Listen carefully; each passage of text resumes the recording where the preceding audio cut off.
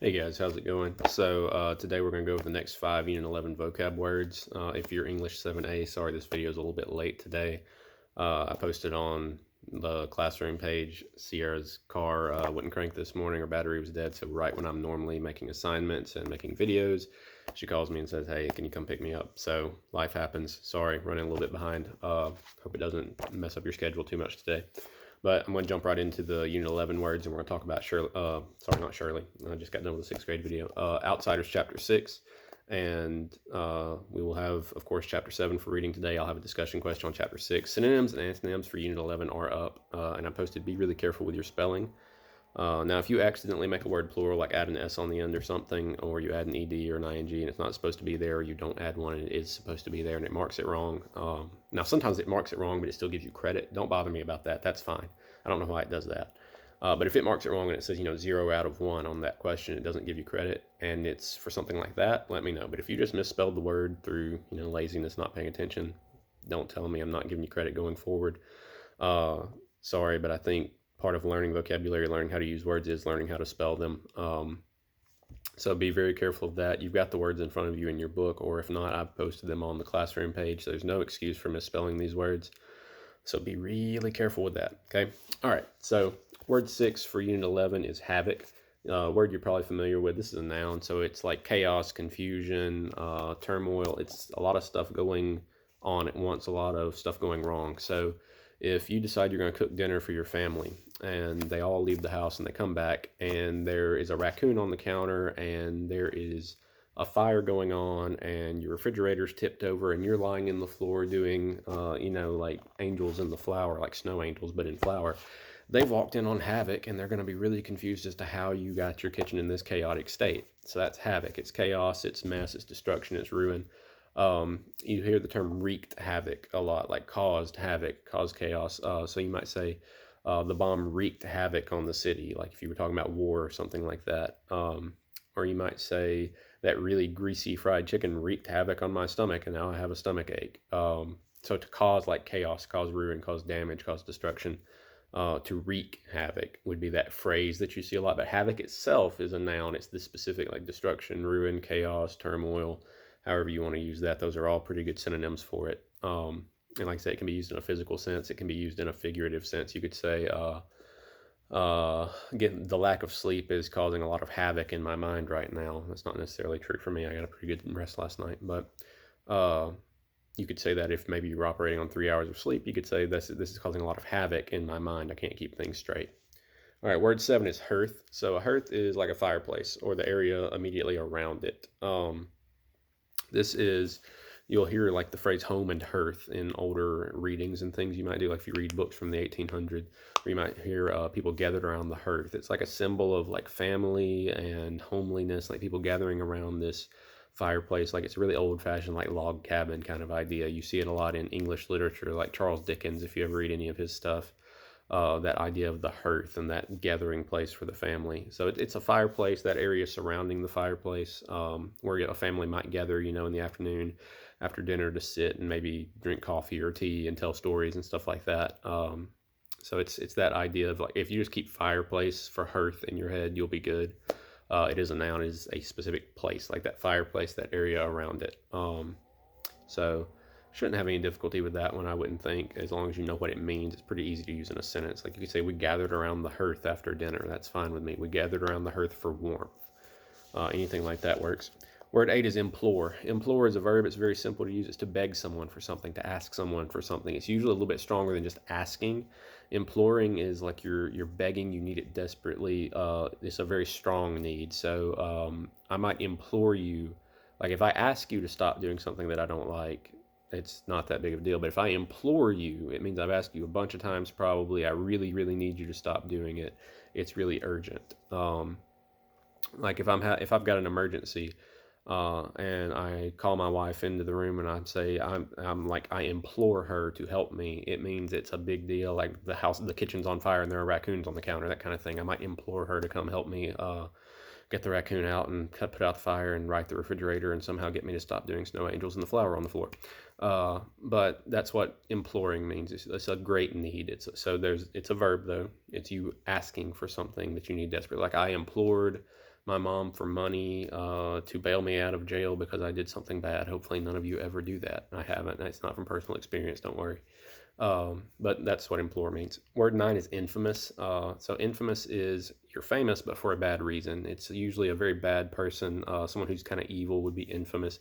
Like Adolf Hitler is an infamous person from history. He's known as being a very bad guy, doing awful things. That's what he's known for. He's really famous. Everybody knows who Adolf Hitler is. Everybody knows things about him that he did. He's taught in school around the world.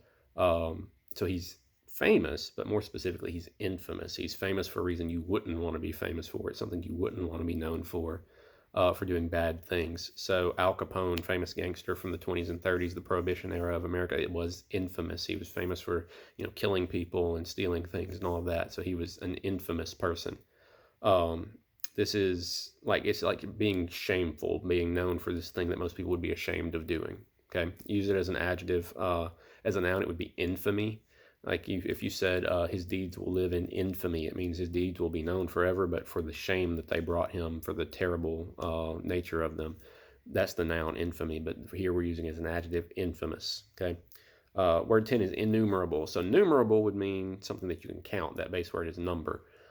Innumerable is the opposite. It means you can't count it. There's so much of it, it can't be counted. So the grains of sand on the beach are innumerable. No matter how long you sit there, you're never going to be able to, in a human lifetime, count the grains of sand.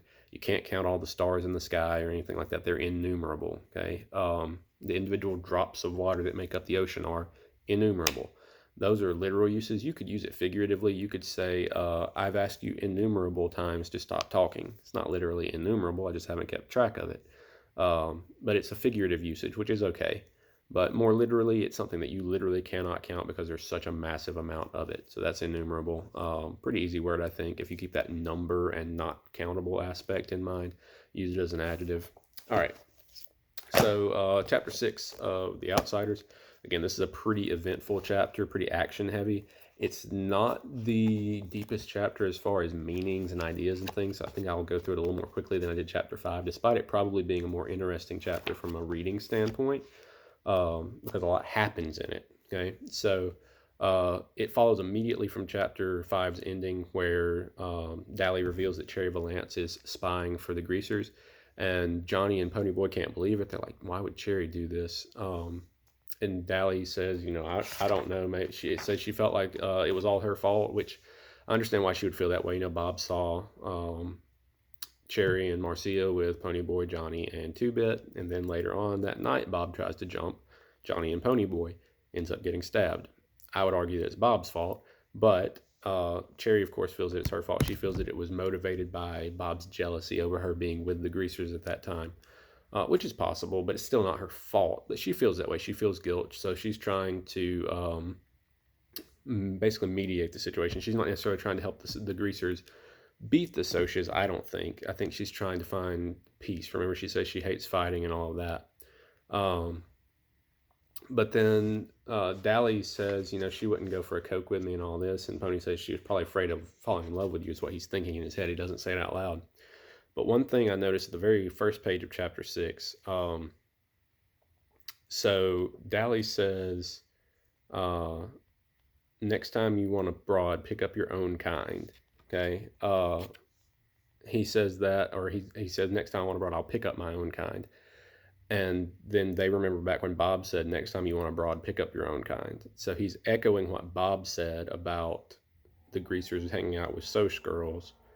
Dally's saying that. He's basically saying, if I want a girl, I'll go find a girl who's like me. Bob was telling them, hey, go find a girl like you. So they've got the same mentality almost, Bob and Dally do. That kind of literalist, real mentality, that real world aspect. Which, if Cherry was dating Bob and Dally have some personality traits in common, maybe that helps to explain a little bit of why Cherry says she could fall in love with Dally. It's probably not all of it. There's probably a little more going on there, but I think that's certainly part of it. I think she is attracted to that type of person for some reason. Maybe some reason she's not even aware of. But Johnny and Ponyboy have been eating with Dally in the diner. They eat. And Johnny tells them, "I'm going to turn myself in." And Dally doesn't tell him not to, because Ponyboy says if Dally had, Johnny wouldn't have done it. He looked up to him. He believed everything he said.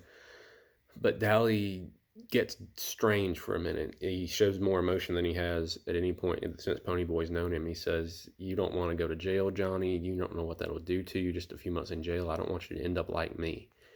And it's the first moment where we see Dally kind of show real emotion, really care about someone else. And it's weird to Ponyboy. Again, Ponyboy's kind of blind about certain people and certain aspects of their personalities.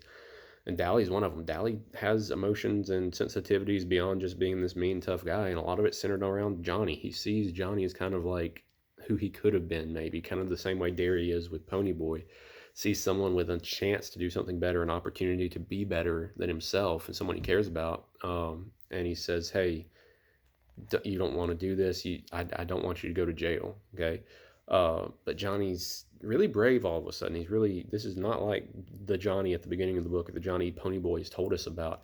He says, "No, I'm going to turn myself in." He says, I've got to do it. He says, "I'm not going to run around and hide out my whole life, all this."